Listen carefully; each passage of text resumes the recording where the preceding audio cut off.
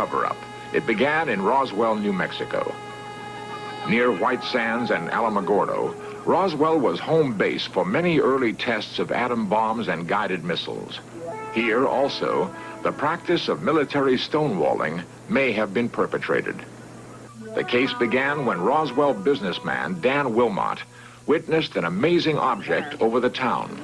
His son tells the story. This was their home in July of 1947, and it was one summer evening. They were sitting out here.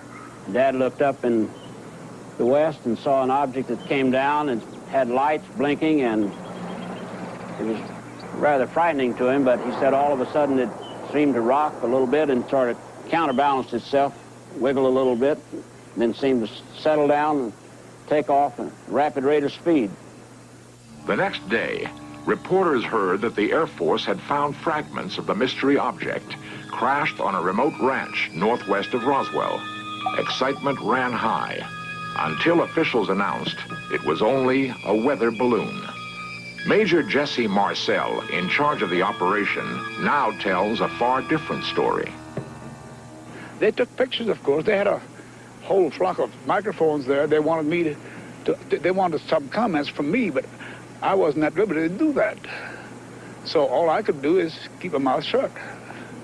And General Ramey is the one who discussed, told the newspapers, I mean the newsmen, what it was and to forget about it. It was nothing more than a weather observation balloon, of course, which we both knew differently. Major Marcel had to keep silent because of his strategic position at that time. He was in charge of all security and intelligence on atomic tests in the United States and the Pacific. Marcel retraced his secret recovery operation across the hot New Mexico desert. We left Roswell perhaps around 3:30 or 4 o'clock in the afternoon. As you can see, it's flat. It is very difficult. In fact, with just verbal directions, we never would have found it. We had to follow the rancher out there. The crash site was so remote, it took an entire day to drive there. The following morning, we went out to the site where the crash was. And what I saw, I couldn't believe there was so much of it. It was scattered over such a vast area. So we proceeded to pick up as much of the debris as we could, loaded in a wagon. We filled that up. It took us a good part of the day to do that, because there were such small fragments that we had to do a lot of picking. We found a piece of metal about a 1.5 to 2 feet wide and about 2 or 3 feet long. Felt like you had nothing in your hands. It wasn't any thicker than the foil out of a pack of cigarettes. But the thing about that got me is that you couldn't even bend it, you couldn't dead it. Even with a sledgehammer would bounce off of it. So I knew that I had never seen anything like that before. And as of now, I don't know what it was. There is new evidence that the FBI then got into the case with a different cover story. Lawyer Peter Gersten, searching through declassified government documents, came across a mention of the Roswell case. One of those documents related to an incident in Roswell, New Mexico, which indicated that the object which had crashed was an experimental kite. The FBI investigated the incident and determined that it was terrestrial, that it was from an organization which had been doing research in experimental kites. What did crash in this desert? A UFO? A weather balloon? A radar-reflecting kite? It was not anything from this earth that I'm quite sure of, because being an intelligence officer, I was familiar with just about all materials used in aircraft and in our air travel. This is nothing like that. It could not be. It could not have been. One thing I was certain of, being familiar with all air activities, that it was not a weather balloon, nor an aircraft, nor a missile. It was something else of which we didn't know what it was. There were just fragments strewn all over the area, an area about 3/4 of a mile long and several hundred feet wide. So we proceeded to pick up the parts. A lot of it had a lot of little members with symbols that, to me, I call them hieroglyphics because I could not interpret them, could not be read. They were just like symbols of something that meant something. These little members could not be broken, could not be burned. I even tried to burn that, would not burn. See, that stuff weighs nothing. It's not any thicker than tinfoil in a pack of cigarettes. He says, I tried to bend this stuff. He says, it will not bend.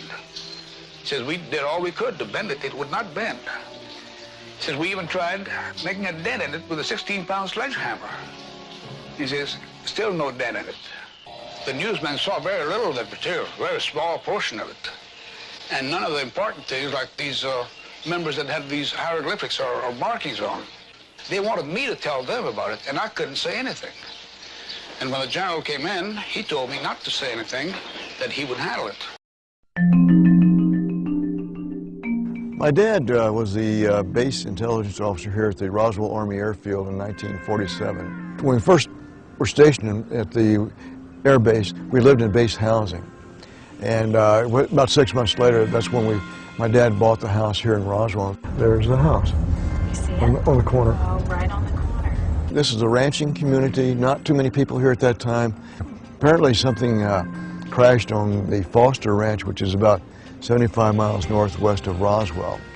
The rancher didn't know what it was. The sheriff of Chaves County did not know what it was. So anyway, they contacted Colonel Blanchard, who was the base commander at the Roswell Army Airfield. So he sent my dad out with a CIC agent to investigate what this was. And the rancher took him out to a debris field where something splattered against the ground, leaving a wide swath of debris, maybe half-mile long, three-quarters of a mile long, or half-mile wide. So what they did was to gather up respective pieces of this and then drive it back into Roswell. As it happens, our house was on the way to the air base. Even though it was late in the evening, early in the morning, my dad wanted to show my mother and myself remnants of something that crashed out there. Kitchen was just where that white wall is there. He had pre-positioned material on the kitchen floor, and he got my mother and myself up to look at this. I think my mother was up first, though. So I walked into the kitchen, and I saw all this junk on the floor. I thought, what in the world is he doing, getting me up at this ungodly hour? So anyway, he says, look at this. Again, I think he used the words flying saucer in connection with the debris. So I started looking at the foil. I thought, wow, what is this? This is kind of a strange material here. And I didn't try to bend it or tear it or deform it.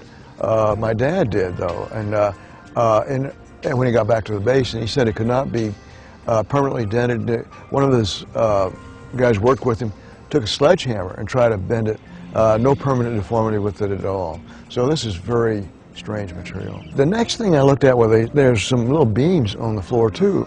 So I picked one of them, it looked like metallic. The strangest part of that was there was some writing or some sort of a writing along the inside surface of this. When I first saw that, I thought, oh, this looks like Egyptian hieroglyphics. But closer inspection, it was not hieroglyphics. It's more like geometric symbols, like oblate spheroids, triangles, truncated triangles, various shapes along the inside surface. They're violet, purple hue, semi-reflective of light. In other words, if you held up like that to the light over your shoulder, they would reflect back at you to some degree. And that was I guess, the most weird part of the whole thing there. This is the main gate where it used to be a concrete station here for the gate, for the guardhouse. And the sign for RAF, Roswell Army Airfield, was right there where that light standard is. So they've taken that down.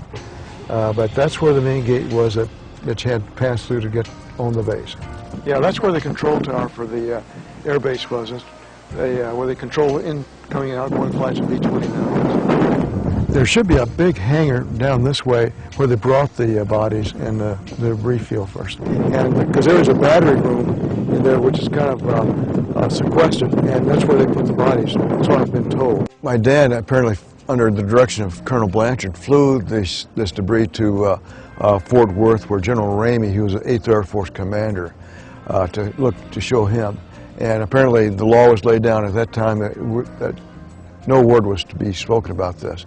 So when he got back from Fort Worth, he sat my mother and myself down and said, look, treat this as a non-event, didn't happen, don't ever talk about this again. And since 1947, I saw this strange material not of earthly manufacture, the way I recall it, and my dad recalled it too. It made me feel that we're not alone, that there's others out there. This is something that came from outer space.